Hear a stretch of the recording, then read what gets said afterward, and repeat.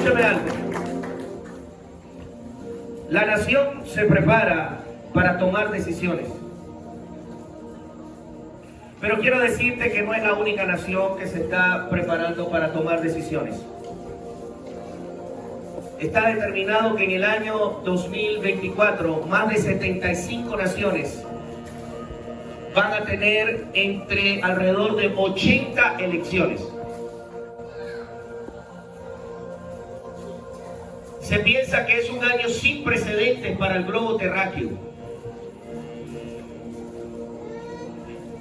Y quiere decir que las iglesias de más de 75 naciones van a ser probadas nuevamente por un sistema. Se habla de una Agenda 2030, pero resulta que 6 años antes del cumplimiento de una agenda que preparó la ONU, 75 naciones, entre ellas las naciones más importantes del mundo, van a estar en elecciones. Se habla de un nuevo orden mundial. Pues déjame decirte que el año 2024 es el inicio de ese orden mundial y de la preparación de todo para el cumplimiento de esa Agenda 2030. No somos la única nación que está decidiendo o que está en el valle de la decisión. Aunque el contexto gira alrededor de Israel, aunque el contexto como tal de la profecía, ¿verdad? Porque no quiero sacar esto del contexto. El contexto de la profecía es alrededor de lo que está ocurriendo o lo que iba a ocurrir en Israel, producto de una situación que pasó con el rey Ezequías, donde hubo un valle de la decisión, un rey que le tocó simplemente no sabiendo qué hacer ante una invasión inminente. Lo único que supo hacer es llamar a la oración y al ayuno a toda la nación, y eso hizo que Dios juzgara a las naciones alrededor de Israel. Pero el Señor toma ahora proféticamente el mismo evento y lo agarra para poder proyectarlo en una profecía que se ha de cumplir en los últimos días. No es casualidad que desde hace 2 días, hay una situación otra vez con Israel. Y yo no sé si estamos viendo lo que está ocurriendo paralelamente entre Israel y Venezuela. Porque cada vez que se presenta el conflicto con el Esequibo, ocurre algo con Israel. Hay un paralelismo en este momento espiritual e histórico en el contexto de las naciones, que cuando está ocurriendo algo en Israel, ocurre algo en Venezuela. Y son cosas parecidas, tienen que ver con conflictos bélicos, con situaciones, con rumores de guerra. ¿Usted cree que sea casualidad esto?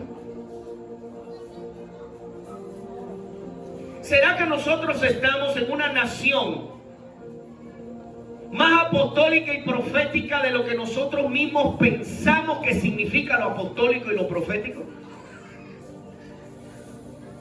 ¿Será casualidad que Dios te haya traído a esta casa? Dios hoy nuevamente haya reconfirmado la unción sobre tus pastores, sobre tus apóstoles, sobre los hombres y mujeres de Dios que ha levantado esta casa, para decirte a ti ahora que Dios está levantando a los valientes y preparándolos para una guerra que no es en lo natural, una guerra que es netamente en lo espiritual, una conquista de un territorio.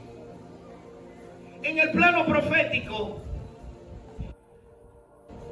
el profeta establece la necesidad de agarrar las azazones con lo que se cosecha y convertirlos en espada para la guerra. Habla de lanzas, hacerlas desde las hoces, que los instrumentos que se usaban para cosechar, ahora esos mismos se conviertan en herramientas de guerra. La situación es la siguiente. cuando se mueve lo apostólico y lo profético en un territorio como se está moviendo acá, lo que tú tienes en tu mano es lo necesario para que Dios se glorifique.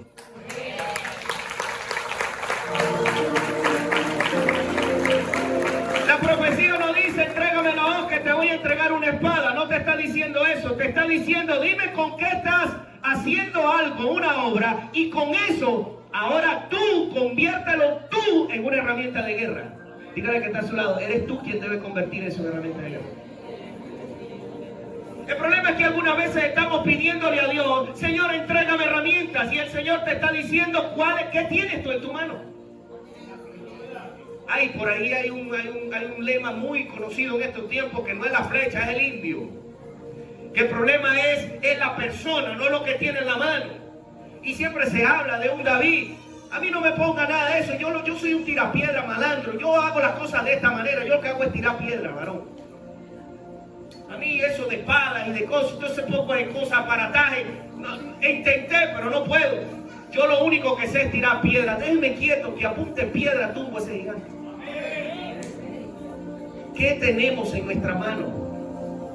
El Señor está en un despertar. Mire, yo esta mañana le decía a la iglesia, porque venimos en un matutino, ya a las 4:15 de la mañana el templo está abierto para hacer el tiempo con Dios, nuestra devocional bíblico, y de 5 a 6 tenemos matutino de oración. Y lo hacemos en las casas y en el templo. Los que no pueden venir se conectan a través de un grupo de WhatsApp, y los que pueden venir pues lo hacemos ahí, y estamos todos en un mismo espíritu, porque no se trata del lugar natural, se trata del lugar espiritual donde estamos. Estamos en Cristo todos, y sea que estemos en casa o estemos en el templo, estamos golpeando por un avivamiento juntos.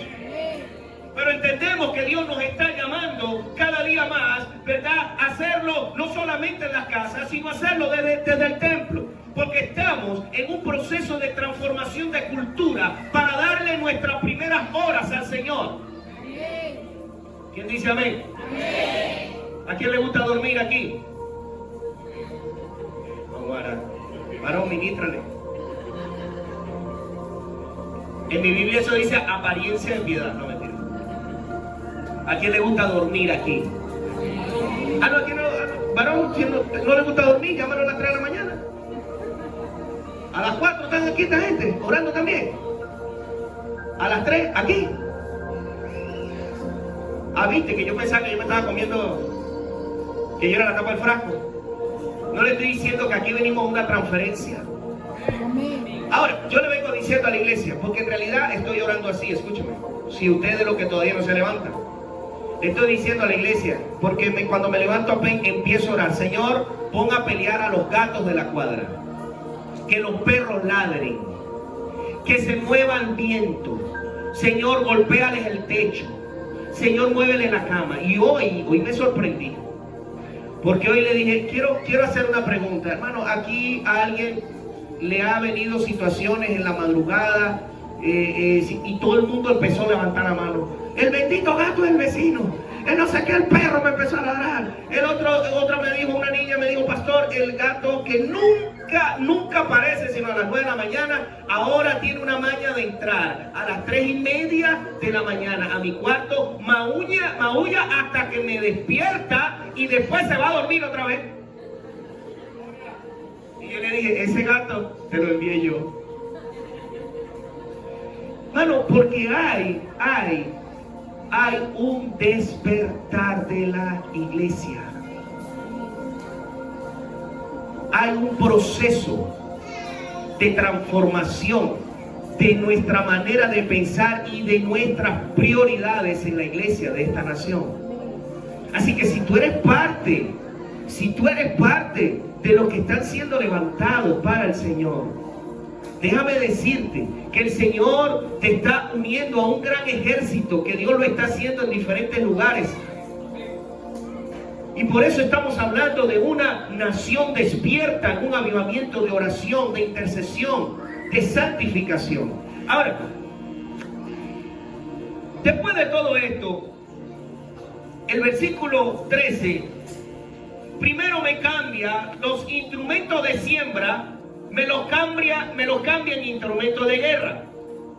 Pero después en el versículo 13 vuelve a hablar de los instrumentos de siembra, de los instrumentos de cosecha.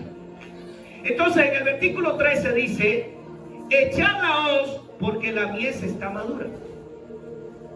Primero me dice: cambia la hoz por una espada, el azazón por una lanza, o al revés. Pero después me dice: echa la hoz. Entonces tú dices: bueno, pero entonces ¿es hoz, es espada? La situación es que el Señor está despertando a los hijos de Dios para una guerra. ¿Qué guerra? La guerra de conquistar los territorios y salir a cosechar lo que otros han sembrado con lágrimas. Escúchame, esta tierra tiene héroes que posiblemente nunca conozcamos, que han dejado sus rodillas, que han dejado sus lágrimas, que han evangelizado, que han profetizado, que han predicado, que no fueron escuchados. Pero el que no se han escuchado no quiere decir que han movido los cimientos de esta nación. Por eso el Señor Jesús le decía a los discípulos: le estoy mandando a cosechar algo que ustedes no han sembrado. Y esto va a ser importante para nosotros, porque si nosotros no nos ubicamos en nuestra posición de simplemente que ahora a nosotros nos toca la jornada de cosechar, cuando venga la gran cosecha nos vamos a creer la tapa del frasco. Para que usted hoy esté aquí en este territorio, con esta construcción, con esta cantidad de gente, hay gente que más de 50 años viene orando, viene clamando, viene ayunando, viene pidiéndole al Señor que las siguientes generaciones se despierten. Y si ahora tú y yo estamos siendo despertados, es sencillamente el fruto de una gran oración, de un gran movimiento de intercesión que años anteriores no se veía, estaba detrás del telón. El tiempo de guerra es un tiempo de conquista. Echad la hoz porque la mies está madura. Venid, descended, porque el lagar está lleno, rebosan las cubas, porque mucha es la maldad de ellos. Hay dos corrientes aquí que cada día se están viendo más evidentes, no solamente en la nación, sino en todas las naciones. Una situación de maldad que va creciendo, un plan 2030 que va creciendo, pero al mismo tiempo una iglesia que paralela va creciendo en entendimiento, en revelación, en comprensión. Y hay un choque de titanes bien interesante que viene para los próximos años.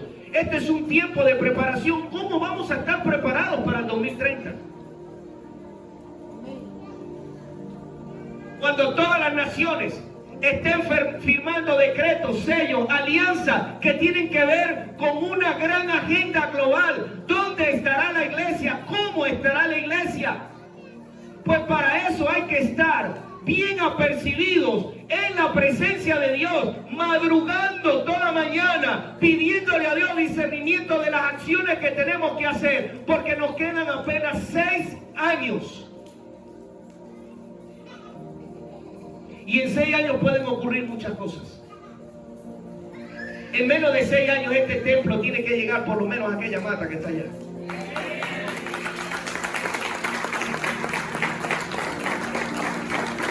Pero el problema no es la cantidad de gente. El problema es qué estamos dispuestos a hacer con esa cantidad de gente. El problema es qué va a hacer esa cantidad de gente en Río Acarigua. ¿Qué va a generar eso en Río Acarigua? ¿Será que lo que Dios quiere hacer es que podamos lograr que la Agenda 2030 pase de largo, por lo menos para allá hasta el 40, porque en nuestra generación no se cumplieron muchas cosas, porque nosotros nos paramos a guerrear, a batallar, a buscar el rostro de Dios y a pedirle al Señor: Señor, santifique esta tierra? Aquí hay gente que se despierta y se levanta para contrarrestar cualquier agenda que el diablo quiera tener para este territorio. Mucha gente, ¿verdad?, y cristianos están, el pastor, no pelee con eso, eso va a venir, quiera o no, no va a venir. Bueno, hermano, eso lo dijeron en los años 1800, en los años 1900, eso lo dijeron, y muchos hombres de Dios generaron avivamientos en territorios donde lo que estaba pasando en el globo terráqueo, en ese sector no pasaba. Y si eso viene ocurriendo, Habacuc dijo: Señor, lo que he oído tu fama, tus obras me dejan pasmado, realízalas de nuevo en este tiempo. Pero en tu ira, acuérdate de tu misericordia. Hay pueblos que pueden hacer, en medio de la ira de Dios a las naciones, pueden atraer a territorios la misericordia de Dios. Ahora, ¿qué tenemos que hacer? Porque ya es evidente que hay un avivamiento. Escúcheme, ya lo venimos hablando. Ya eso de que el Señor trae avivamiento, ya eso es que estamos desfasados en las noticias del cielo. Ya el avivamiento está. Esto es avivamiento. El problema es cómo vamos a administrar el avivamiento. Porque los avivamientos, así como vienen, se pueden ir. El avivamiento, ¿cómo lo vamos a mantener? ¿Cómo vamos a hacer? Se prendió el fuego, cualquier fuego se puede prender. El problema es que se mantenga, el problema es que crezca, el problema es que eso se vuelva una antorcha que jamás pueda apagarse. Yo llegué aquí y vi una buena cantidad de hombres y mujeres que estaban alrededor de sus pastores, de sus apóstoles. ¿Qué vamos a hacer para que esto logre el objetivo de continuar un avivamiento sostenido en esta nación, para que la iglesia se conecte de una vez con la venida del Señor Jesús? Porque eso es lo que yo quiero. ¿Quién dice amén? Amén. Usted ve, escucha los documentales y ve los grandes avivamientos preciosos de los cuales podemos aprender todos, y son parte de la historia, pero que en este momento, en ese territorio no hay. En algunos ni iglesia hay, ni iglesia cristiana. Pregunto, lo que Dios va a hacer en Venezuela, usted y yo queremos que de aquí a 50 años se diga: en Venezuela hubo un avivamiento. ¿O será que de aquí a 50 años, si nos toca vivir hasta allá, podemos estar ahí ya chochos, viejitos, viendo el avivamiento continúa y hay una generación que viene atrás con todo y eso continúa? Yo no lo veo completo, pero yo me muero en paz, porque esto va a continuar hasta que Cristo venga, si es que tiene 50 años la venida del Señor. Entonces, ahora, esto quiere decir que ya nosotros no nos podemos conformar solamente con el hecho de que tenemos avivamiento, con el hecho de que nos estamos parando a las 4 de la mañana para orar, por el hecho de que ahora hay un hambre por su presencia.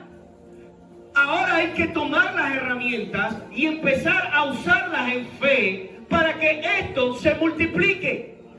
Pero hay que ser intencionados, porque escúchame, la presencia de Dios atrae, los milagros atraen, llaman la atención. Los milagros atraen, la salsa ardiendo atrae. ¿Qué es eso? Voy a ver esa visión. Los milagros llaman. Escúchame, pero los milagros no transforman. La transformación necesita una acción bien sistematizada, intencionada de la iglesia. El Señor nos llamó en Mateo 28, 19 y 20, a discipular a las naciones. Dios desea que ahora nosotros tomemos nuestras herramientas y las cambiemos por armas de guerra, pero al mismo tiempo salgamos a cosechar y a sostener el avivamiento que Él nos está entregando por su gracia en este tiempo. Y mira bien,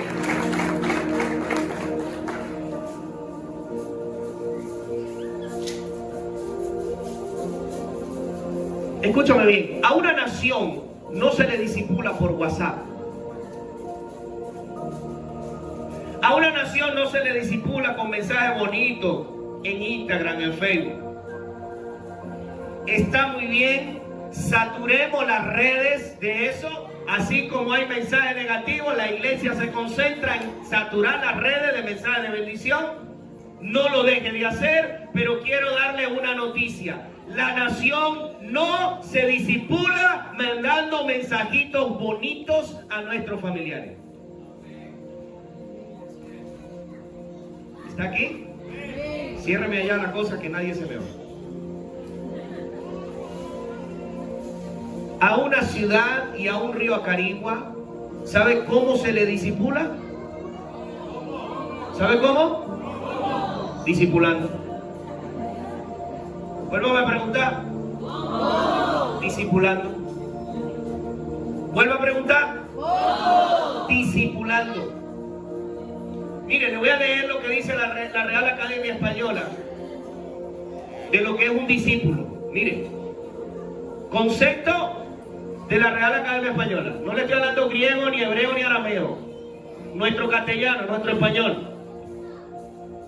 Dice aquí, persona que aprende una doctrina, ciencia o arte bajo la dirección de un maestro. Persona que sigue la opinión de una escuela, aun cuando viva en tiempos posteriores a los maestros que le establecieron. Oh, Padre amado.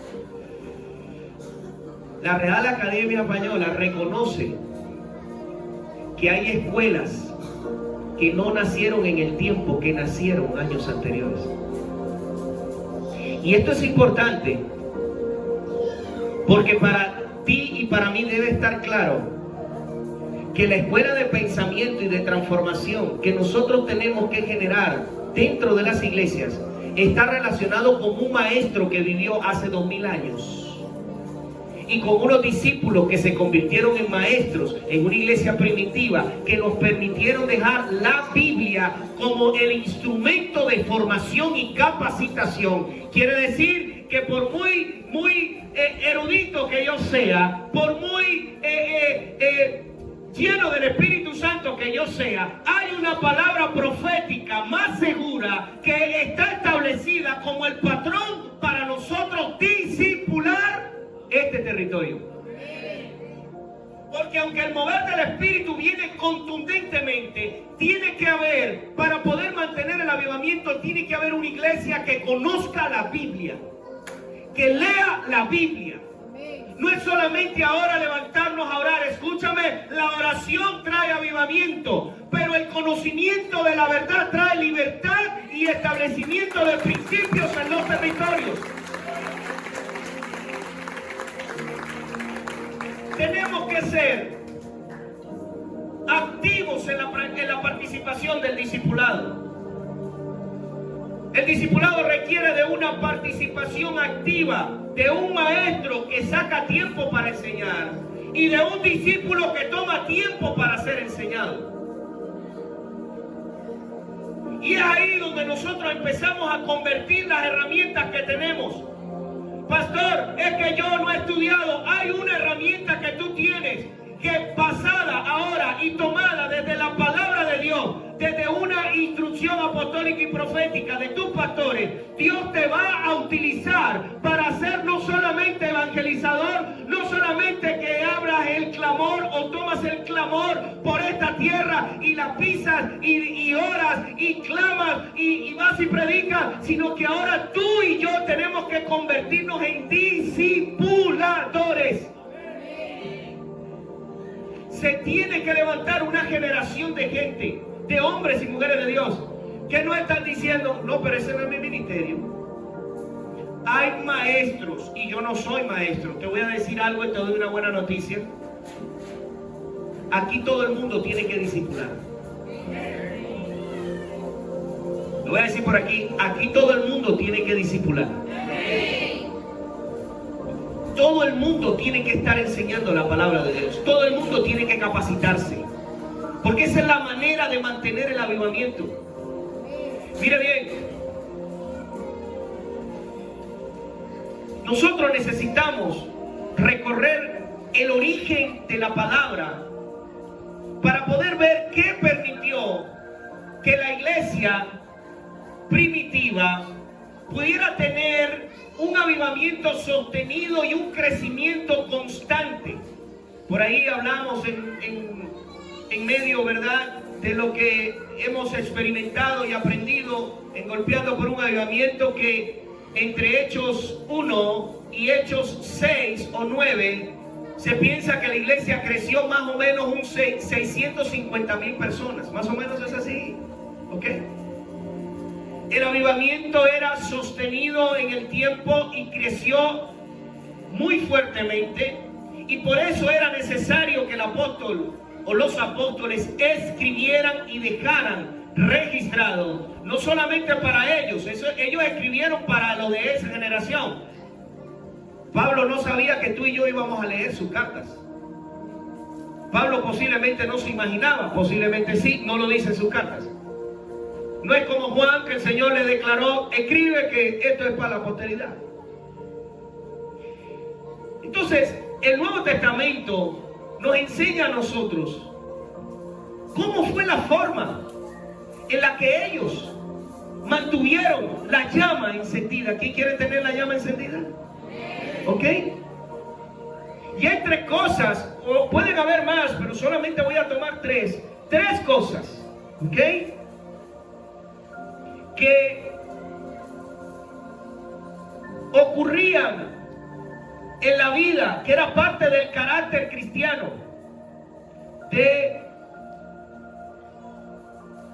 la iglesia primitiva. Y luego le voy a hablar de tres cosas que, si las dejamos de hacer, vamos a perder la llama del avivamiento. Mire bien, la iglesia primitiva adoraba completamente. La iglesia primitiva era gente de altar. La iglesia comenzó en un aposento alto.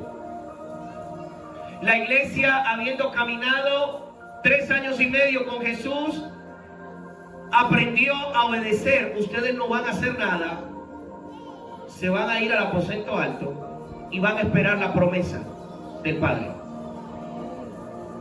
Diga conmigo: obediencia. Escúchame, de nada sirve que estés parándote a las 4 de la mañana a orar si no estás dispuesto y dispuesta a obedecer lo que el Espíritu Santo va a empezar a decirte. Diga conmigo: amén o ay. De nada sirve que tengas una vida súper religiosa de oración si cuando el pastor te llama a trabajar no obedeces. La adoración tiene que ver, número uno, con obediencia. Y no se trata de que dejes el altar. Se trata de que tienes que conectar el altar con la disposición de obedecer, porque cuando tú y yo oramos, el Padre también va a hablar. Y era lo que pasaba con la iglesia primitiva. Estaba dispuesta a escuchar lo que Dios hablaba en medio de su búsqueda, en medio de su adoración. La iglesia estaba acostumbrada a la oración y a la obediencia, pero también estaba acostumbrada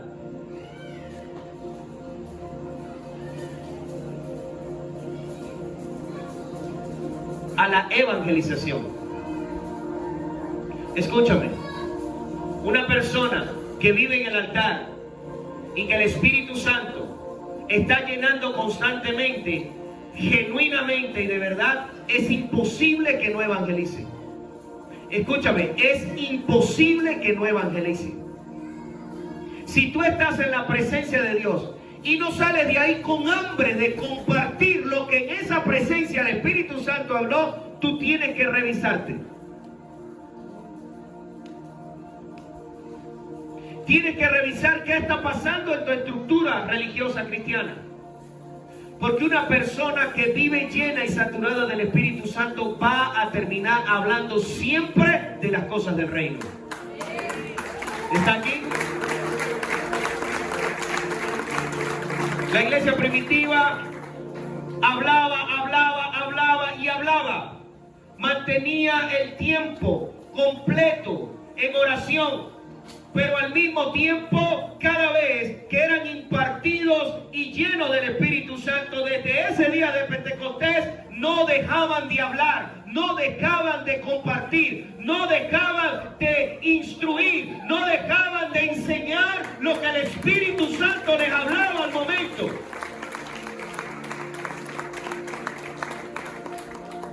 Pero hay algo aquí bien interesante.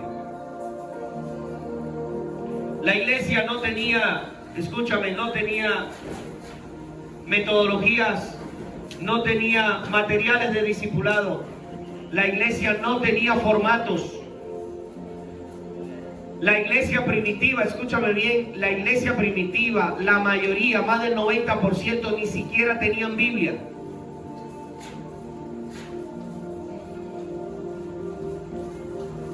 Eran hombres y mujeres que eran impartidos por la palabra. La fe viene por el oír y el oír la palabra de Dios. Y lo que escuchaban, lo transmitían. Lo que escuchaban, lo transmitían. Pero eran personas discipuladoras. Eran personas que aludían una enseñanza de un maestro, y no solamente del maestro de Galilea, sino que hablaban de su maestro. Por eso el apóstol Pablo le dice a Timoteo: lo que has oído de mí, lo que has visto en mí, eso enséñanos a otros. Él no le estaba mandando un material de discipulado, era una carta para Timoteo. Pero Timoteo había tenido una experiencia importante, formativa, de palabra, por revelación, porque Pablo la recibió por revelación y después la confirmó con los apóstoles.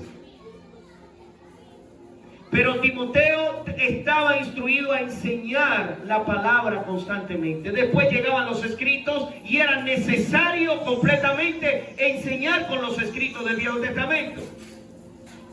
Pero era una iglesia que estudiaba la palabra y era una iglesia que buscaba la manera de impartir el conocimiento de la verdad.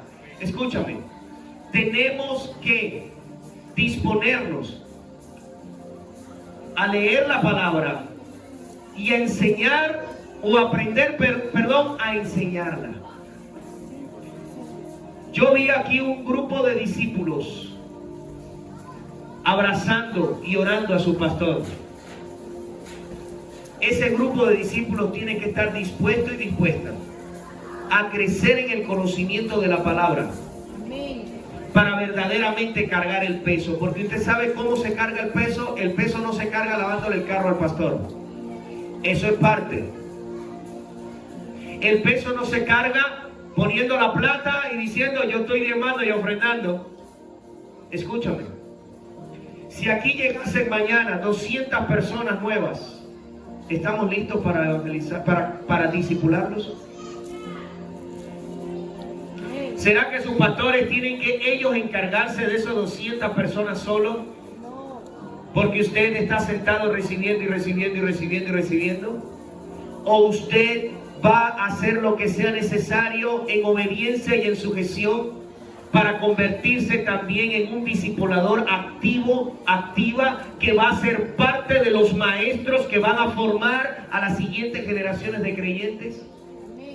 ¿Usted está aquí conmigo? Ahora, ¿qué pasa? Hay gente que... ¿Usted sabe por qué el evangelio que nosotros estamos viviendo en medio de nuestra euforia y de nuestra pasión posiblemente no esté transformando nuestro alrededor? Aun cuando estemos en estos procesos de adoración, en este proceso de despertar de valientes, para poder ser más efectivos en nuestra vida cristiana para la transformación del territorio de nuestras familias, hay tres cosas que tenemos que hacer ahora. Número uno, ¿cómo administras tu tiempo? Para poder mantener avivamiento, una de las primeras cosas que tenemos que aprender nosotros los creyentes es administrar bien nuestro tiempo. Estamos afanados en cosas que nos quitan mucho tiempo. El Señor Jesús dijo: en los negocios de mi Padre me es necesario estar. Mientras los niños estaban en los columpios, Él estaba de niño en el templo. Escúchame. ¿Cómo administras tu tiempo? ¿Cuánto se come el Instagram, el Facebook, los estados de WhatsApp? ¿Cuánto se come de tu tiempo eso? Esas cosas. ¿Cuánto se come de tu tiempo las amistades que no edifican? En un avivamiento la iglesia aprende a administrar el tiempo. Y para poder discipular se necesitan maestros que tomen tiempo, que tengan paciencia, que tomen personas y las paran en el Señor. El apóstol Pablo dijo: sufro dolores de parto hasta que Cristo sea formado en ustedes. Pero le voy a decir algo. Esta iglesia es apostólica y profética, no porque tenga un apóstol. Esta iglesia tiene que ser apostólica y profética porque hay un pueblo que se mueve apostólica y proféticamente. Simplemente los pastores y líderes y apóstoles de esta casa deben ir al frente, pero la iglesia tiene que tomar la carga de discipular. Y para eso se requiere de tiempo. Tiempo para pasar en la palabra. Tiempo para tomar esa palabra y cambiar ahora nuestro nivel de oración. Tiempo para ahora dedicarle a aquel niño en el Señor que requiere de un maestro de paciencia, que requiere de perseverancia. ¿Cómo estamos administrando el tiempo, iglesia? Mira bien. 2. Si no tienes la disposición de discipular,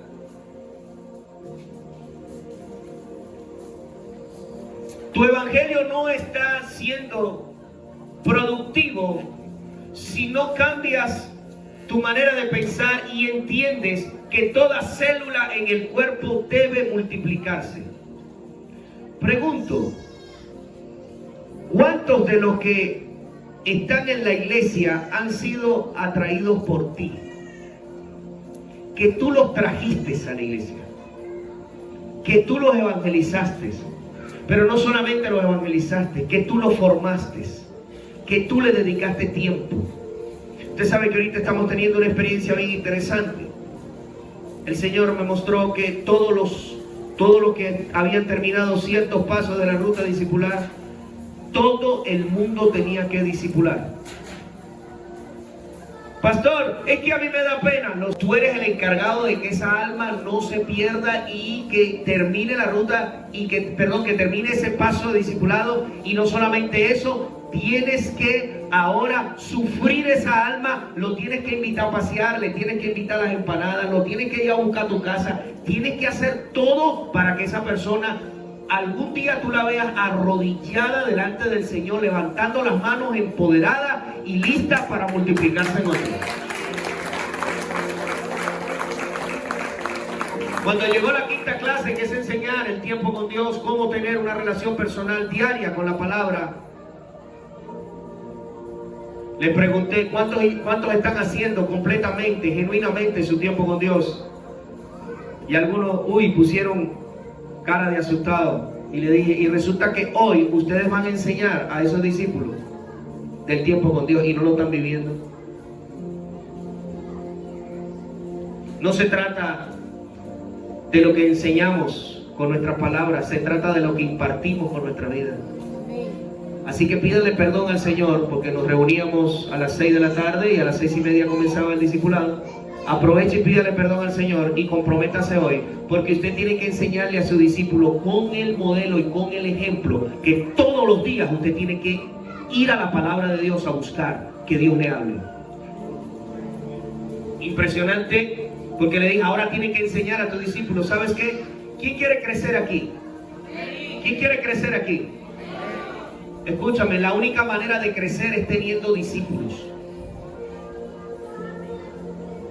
si tú no tienes la mentalidad de multiplicarte, tú vas a ser un cristiano que en algún momento tu fuego se va a apagar. Pero cuando tú tienes a alguien que te está siguiendo, en algunos momentos hasta por el compromiso te toca hacer cosas religiosas. Pero si hay un corazón genuino, ese discípulo, esa carga, ese sufrimiento que tienes ahora para verlo adorando como tú adoras, te va a formar tu carácter. Entonces estoy teniendo discípulos que me llegan: pastor, la oveja no quiere venir, y le hablo y le llamo y le todo. Yo le digo: bienvenido a mi mundo. Eso es lo que tú hacías conmigo. Sufre, le digo, sufre. Así como las abuelas cuando el nieto le sale al hijo que le colmó la paciencia y la abuela le dice: vaya. Bien hecho, tú no te acuerdas todo lo que me hiciste. Pues jamás de uno le he dicho: tú no te acuerdas de dónde te saqué y cuánto me costó parirte para que estés hoy discipulando. Pues sufre lo que hemos sufrido los líderes tuyos. Y le digo: y no te preocupes, porque no toda cosecha o no toda persona va a terminar. Pero ten la tranquilidad y la paz de que tú estás haciendo tu parte. Persevera, no te preocupes. Hay cosas que dependen de ti, pero hay otras cosas que dependen. El que no quiere creer, no cree. Pero que tú puedas tener la paz, que tú hiciste todo el procedimiento, que tú lo buscaste, que tú lo llamaste, que tú lo invitaste, que tú no dejaste de comer en algún momento por hacer eso, porque tienes una mentalidad de multiplicarte. Hay uno por ahí que me dijo: oye, pastor, usted me pichó a mí el más difícil de todos. Sí, por eso, porque quería formar tu carácter. Y él lo hizo intencionalmente. Uy, pastor, lo hice intencionalmente. Pero no porque no crean lo que tienes, sino que eso te está llevando al altar. Sí, pastor, oro y oro. Bienvenido al Señor. Sigue buscando y no te preocupes, que los resultados no necesariamente se van a ver en el discípulo. Los resultados se van a ver en cómo vas a salir tú de ese parto. ¿Usted está aquí conmigo? Busque a quien discipular. Comparta. Si usted agarra el domingo aquí, el apóstol se trae tremenda palabra, anote y busque a quien enseñarle la palabra de Dios. Sufra dolores de parto por alguien, y así usted va a mantener la llama encendida. Así va a valer la pena pararse a las 4 de la mañana, no solamente orar por las peticiones que ponga el apóstol, sino que usted ahora va a tener unas peticiones personales. Ahora usted va a tener un nombre, una familia en la cual usted va a gemir, va a clamar al Señor para que esa persona o esa familia sea transformada. Y lo último es que mucha gente no se multiplica, mucha gente no mantiene el avivamiento, mucha gente, ¿verdad?, no discipula, porque están esperando, escúchame bien, están esperando plataformas, porque quieren micrófono para discipular, porque quiere que lo llamen y le den un puesto, porque necesito un título en la iglesia para poder multiplicarme, porque tiene que generarme la plataforma para que yo pueda desarrollar mis dones y mis talentos. Te voy a decir algo: el hombre y la mujer de Dios no necesitan micrófono, no necesitan plataforma para multiplicarse. Estamos afanados en los títulos y no en la funcionabilidad. Si tú estás deseando micrófono, si tú estás deseando título, tienes que revisarte. Los títulos podrán venir en el tiempo con gente genuina, y en realidad a veces al que se le da título genuinamente no lo está buscando, a veces hasta ni le gusta. ¿Sabe por qué? Porque necesitamos una iglesia que aprenda a trabajar en el secreto, cerrada la puerta, nada más él con Dios. Y no te preocupes que cerrada la puerta, si Dios te va a sacar, te va a sacar.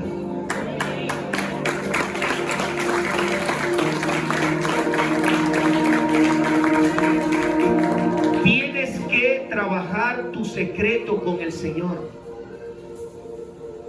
¿Qué cosas estás haciendo en secreto para que otro conozca del Señor? Para que otro aprenda del Señor. Escúchame. Sí va a crecer, mucho va a crecer esto. Yo estoy seguro que el acto profético se va a cumplir. Pero de aquí hay que salir accionando. Si tú quieres transformación y el apóstol está llamando a un proceso de formación, tú tienes que venir a ser transformado para luego salir a transformar. Si el apóstol está llamando y tocó trompeta para otro tiempo de oración, tú tienes que ser el primero que esté aquí orando y clamando al Señor. Si el apóstol está llamando a una ofrenda especial, porque hay un nuevo proyecto, porque este piso, no sé si esto es tarima o de aquí para allá es el piso igual, no lo sé, porque hay que seguir creciendo en estructura para poder tomar o poder albergar toda la gente por la que estamos orando. Tú tienes que ser el primero en morir, posiblemente en algunos momentos a tus proyectos, para cumplir el proyecto de Dios. Escúchame, esto es golpeando por un avivamiento. Para poder golpear por un avivamiento hay que ser golpeado primero. Tienen que ser golpeadas nuestras estructuras. Escúchame, el avivamiento está, pero ahora hay que discipular a una nación. El avivamiento está, pero ahora hay que sacar tiempo para pasarlo con gente que necesita aprender lo que tú y yo estamos aprendiendo. La iglesia de esta nación. ¿Qué paso te está pidiendo Dios dar? Le voy a decir algo, todos en un avivamiento, todos estamos en el valle de la decisión. Para mí era una decisión venir aquí a Caribe, si atender el llamado o no atenderlo. Para mí era una decisión venirme temprano con el pastor y la pastora, pastor José Miguel y la pastora Mónica, o atender la iglesia y llevar el mensaje que Dios me había dado y luego salir, no importa los riesgos, entendiendo que tenía que hacerlo de la mañana y tenía que hacerlo de la noche y tengo que hacerlo de mañana y lo del martes. Porque si usted me pregunta, yo no pedí que me metieran en ese equipo. Y acá ratico se lo dije, no, usted me llamó, yo no me anoté aquí solo, usted fue el que me llamó. Escúchame, Dios te está llamando a dar un paso más extra. Dios está haciendo ahora, ok, estamos aquí en la disposición del apoyo, pero hay algo que el Espíritu Santo te esté diciendo a ti ahora en la que tú tienes que tomar decisiones trascendentales. Escúchame bien, no podemos llevar nosotros a una nación al valle de la decisión si nosotros no pasamos primero por el valle de la decisión y decidimos lo que tenemos que decidir.